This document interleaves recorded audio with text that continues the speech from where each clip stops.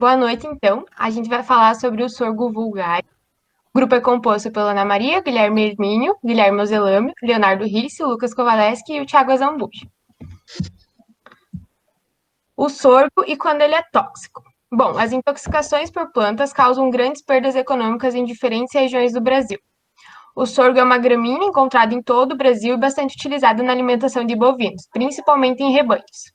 Devido à facilidade de cultivo que ele tem, o crescimento rápido, a capacidade de rebrota, além de um valor nutritivo adequado para os animais.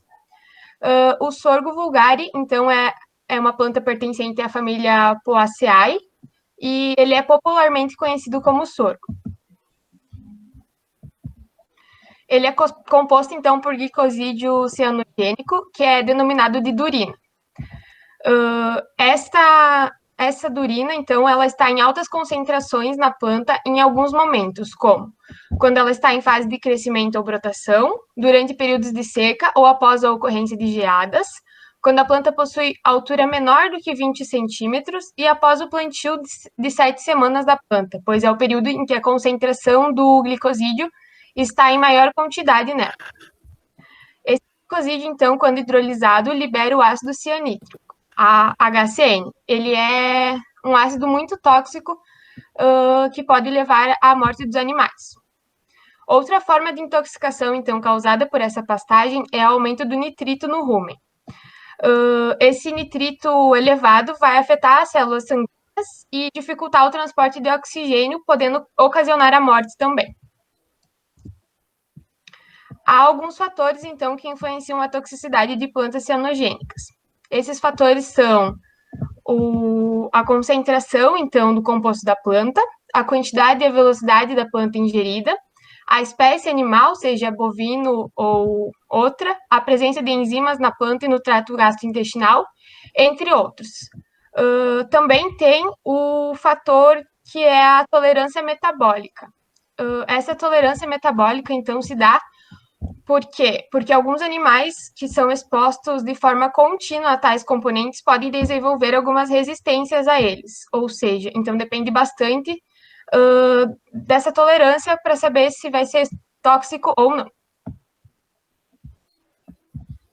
Então, temos a intoxicação por ácido cianídrico, que o sorgo possui uma toxicidade relacionada a um glicosídeo cianogênico denominado durina, como a Ana falou, que é por meio da ação de hidrólises que libera o ácido cianídrico. O ácido cianídrico, após liberado, ele vai ser absorvido no trato digestivo e após distribuído pela corrente sanguínea para os tecidos. O ácido irá bloquear a cadeia respiratória, impedindo o aproveitamento do oxigênio para os tecidos. O cianeto também inibe a ação de algumas enzimas que contêm metais, como o ferro. O principal delas é a citocromo oxidase, que é uma enzima importante na cadeia de respiração celular. O ferro trivalente, ele proveniente desta enzima, reagirá com complexos de cianeto, formando substância CN-citocromo oxidase.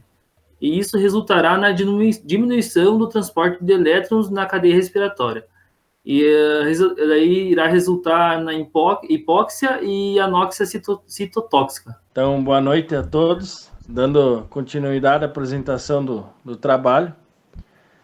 Tem também a intoxicação por alto teor de nitrato na planta, que se dá através da adubação com nitrogênio nas plantas. Como a Ana já comentou um pouco, então isso acontece várias vezes quando os produtores eles precisam do sorgo, precisam, não sendo só o sorgo também, mas aveias e vem das suas plantações para dar alimento para o gado, principalmente, para os seus animais.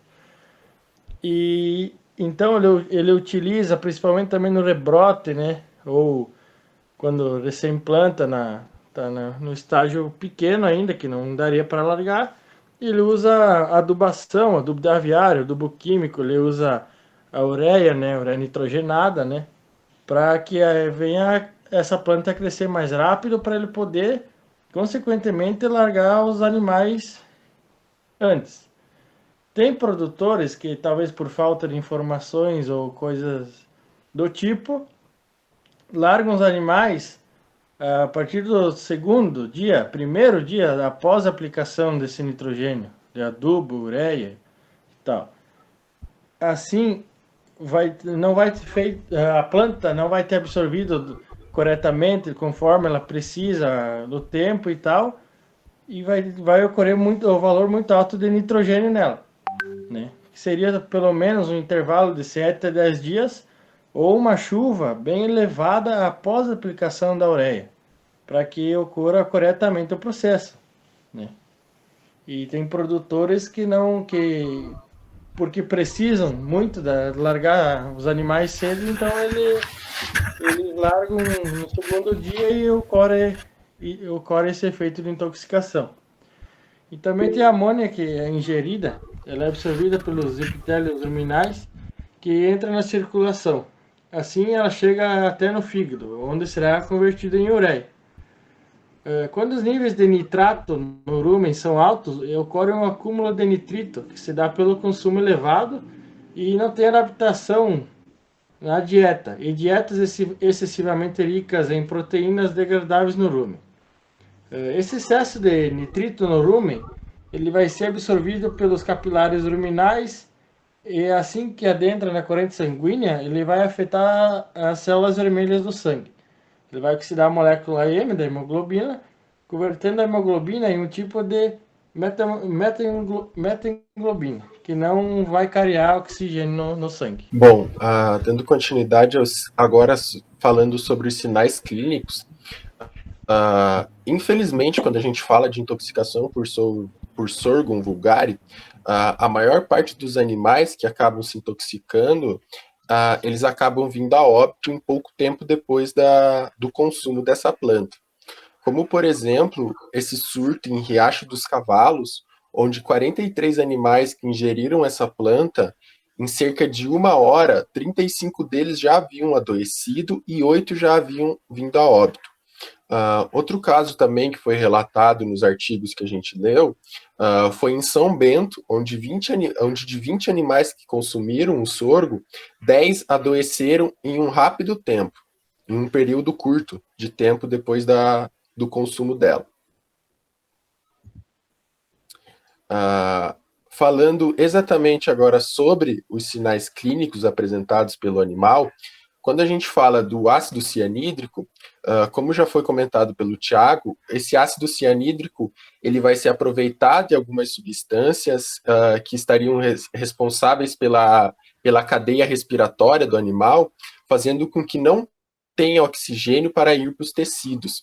E isso vai gerar os seguintes sinais clínicos. A dispneia, que seria a falta de ar nesse animal, a taquicardia, que seria o aumento da frequência cardíaca, né? Mucosas cianóticas. Essas mucosas cianóticas, elas se dão, a característica dela é uma cor azulada, né? E ela ocorre pela falta do oxigênio que está sendo aproveitado, que não está chegando nos tecidos para ser aproveitado. Ainda o animal vai apresentar tremores musculares, cialorreia, falta de coordenação motora, ansiedade.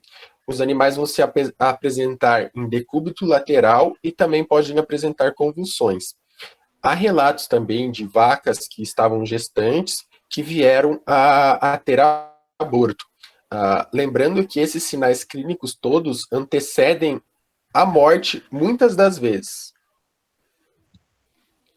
Agora, quando a gente fala de intoxicação por nitrito e nitrato, os sinais clínicos são os mesmos, sendo a única diferença que, ao invés de ter um aproveitamento de oxigênio pela toxicidade, no caso do ácido cianídrico, por sua vez, como o Leonardo explicou, não vai ter hemoglobina livre para transportar o oxigênio. E além desses sinais clínicos normais, ainda a gente vai ter a anóxia e a hipóxia nas extremidades dos tecidos, que daí também vai gerar, no caso, as apresentações de mucosas cianóticas, igualmente como é no ácido cianídrico. Bom, então um pouco dos achados patológicos. Quando tem uma intoxicação por nitrito e nitrato, a gente que tenha levado ao óbito do animal. Na necrópsia, então, a gente vai abrir a carcaça e essa carcaça ela vai apresentar odores fortes de gases nitrosos. Essa avaliação dos gases ela é bem perceptível. Outra coisa que a gente pode avaliar na necrópsia seria o sangue numa coloração mais escura. Essa coloração escura ela é decorrente dessa oxidação da hemoglobina em metahemoglobina. O sangue, então, ele tem uma característica de ter baixa coagulação. O músculo cardíaco, quando avaliado, ele tem uma coloração mais escura, devido a essa circulação, né? E as hemorragias pulmonares também são perceptíveis. A gente tem que ter uma atenção especial enquanto for fazer a necrópsia, porque a gente tem um tempo hábil para essa avaliação ser mais fidedigna. Porque quando o animal ele morre por intoxicação de nitrato e nitrito posteriormente, a oxidação da hemoglobina, quando o animal morre, ela é perdida.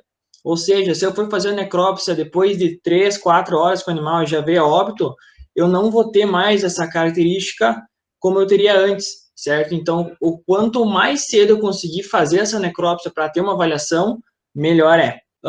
Então, a intoxicação por ácido cianídrico, ela vai ter, como o Gui falou, nos sinais clínicos, basicamente os mesmos. E os achados patológicos também.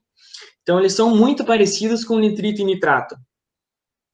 Além disso, o que foi evidenciado nos trabalhos correlacionados para a leitura são algumas alterações hepáticas e renais. Que alterações? Seria a congestão. Então, como tem na imagem ali, a gente tem bastante acúmulo de volume de sangue nesses órgãos. É uma coisa bem interessante que foi analisada no artigo, em específico do Amorim. Ele diz que exames histopatológicos, nesses casos de intoxicação, principalmente intoxicação por ácido cianídrico, ele teria pouca relevância, né? Então, provavelmente, talvez pelo tempo hábil, né? Mas, enfim, no trabalho foi relatado no nosso, né, também, que teria essa relevância baixa. Acredito que por não ser algo tão fidedigno em comparação com outros exames. O diagnóstico, então, a gente vai ter que se basear em cima dos achados, né, os achados patológicos. Além disso, a anamnese, né, com o produtor, os sinais clínicos que o Gui até comentou, mas, beleza, a gente viu até agora que os dois são muito parecidos, né? Então, como é que eu posso fazer para diferenciar um do outro? Tem 2 tipos de testes. Então, o teste do papel picrossódico, que seria mais direcionado para ácido cianídrico, e a prova de difenilamina, que seria, então, para nitrato. Eu vou tentar explicá-las um pouquinho. O teste do papel picrossódico é coletado essa amostra de sorgo, colocado num vidro, né, em específico, como tem na imagem superior aqui, à direita, e adicionado alguns incrementos, né, então 5 gramas de carbonato de sódio, até não apareceu ali, mas é carbonato de sódio, 0,5 gramas de ácido pícrico, dissolvidos em 100 ml de água destilada, tá? Então, depois disso é cortado tiras de papéis específicas, né, para o teste, e elas vão ser embebidas, então, na solução. Elas vão ficar presas de forma superior aqui em cima, né, e vão ser colocadas, então, numa temperatura aí de 30 a 35 graus. O papel, quando ele é colocado, né, as tiras de papéis ali, elas têm uma coloração mais amarelada, que seria o normal do papel. Quando der positivo, a gente vai ter uma transformação ou uma coloração de laranja até um vermelho tijolo, como diz algumas análises. Vermelho tijolo, é assim que está descrito. Então, se de 5 a 10 minutos, depois de fechado o pote ali, tu tiver uma alteração de coloração para laranja ou vermelho, esse é um sinal positivo. Ou seja, esse alimento está tendo altas concentrações de ácido cianídrico. Se o papel permanecer na coloração amarela, está dando negativo. Então, a gente vai avaliar basicamente a concentração de glicosídeos cianogênicos em cima desse teste. Uma coisa bem interessante que tem que levar muita atenção é que plantas murchas ou secas, elas vão dar um falso negativo para nós. Por quê? Porque mesmo o sorgo murcho ou seco, ele vai ter um potencial tóxico. Isso é comprovado em trabalhos científicos. Porém, quando a gente realiza o teste do papel picrossódico, a reação, que antes era de 5 a 10 minutos, ela passa a ser de 15, né? Então, a orientação é que de 5 a 10 tem que ter uma alteração. Quando eu tenho uma planta murcha ou seca, essa alteração ela vai ocorrer em 15 minutos, talvez 12. Então, a gente vai né, selecionar como negativo. Porém, ele vai ser um falso negativo, porque mesmo assim eu vou ter um alimento que tem concentrações altas de ácido cianídrico, né, cianogênico, e que pode causar intoxicação. E isso vai ocorrer porque mesmo a planta seca, o organismo, o rumen em si, ele tem uma facilidade na hidrólise dessa substância. Então, no teste, ele vai dar um falso negativo para nós e tem que ficar atento.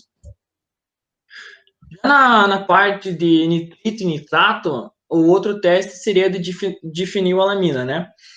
Então, é um teste mais simples, de acordo com o que foi lido. Então, você vai fazer uma coleta de fluido, ou seja, de um fluido corporal, uma amostra de capim, urina, ou até uma parte de fluido ou secreção ocular. E a técnica ela é bem simples. Então, ela se baseia na adição de reagente, né? Então, tu vai colocar ali um pouco de fluido ou amostra, mais o reagente. Se der positivo, vai ficar uma coloração azul escuro, como tem nas imagens, num tempo aí de 10 segundos. Se passou os 10 segundos e continua na coloração normal, deu negativo, então não foi uma intoxicação por nitrito ou nitrato. Então, muito boa noite, né? Como citado, apesar de muitas vezes os animais que acabaram se intoxicando pelo sorgo vulgar serem encontrados mortos devido à rapidez em que ocorre essa morte, né?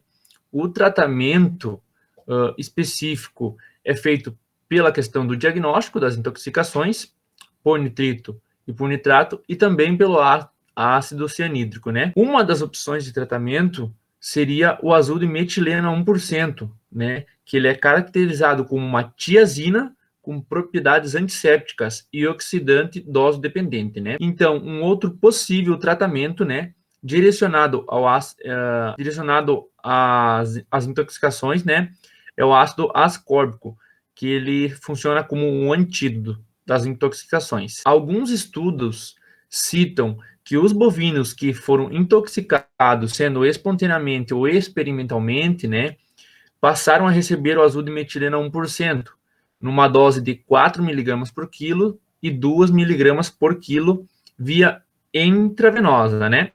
Esses bovinos rapidamente apresentaram, né, uma melhora e se recuperando muito bem e mostrando também um apetite. Uma outra opção de tratamento que é direcionado à intoxicação de cianídrica é a solução aquosa de tiosulfato de sódio a 20%, numa dosagem de 50 ml por 100 gramas de peso vivo do animal por via endovenosa. Pode-se concluir também que é muito importante buscar meios de exceder o manejo correto das pastagens, como foi citado anteriormente, né? Principalmente no que diz respeito à adubação nitrogenada, né? Evitando a adubação em excesso, prevenindo assim um acúmulo de compostos tóxicos nas plantas.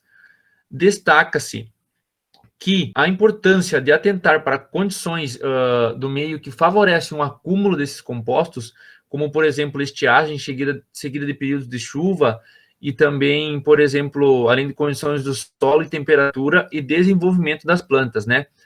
É essencial que o manejo animal tenha sido feito com adaptações, né, entre as mudanças na dieta, e não permitir também que os animais permaneçam muito tempo em jejum antes de conduzi-los ao pasto, visto que uma ingestão acelerada das plantas com princípios tóxicos colaborem para o desenvolvimento, né, do quadro clínico da intoxicação. Muitos sinais clínicos, achados de necrópsia e resposta ao tratamento, quando instituído, são maneiras de diferenciar as intoxicações de nitrito e ácido cianogênico de outras intoxicações ou afecções que acometem os bovinos ou outros animais.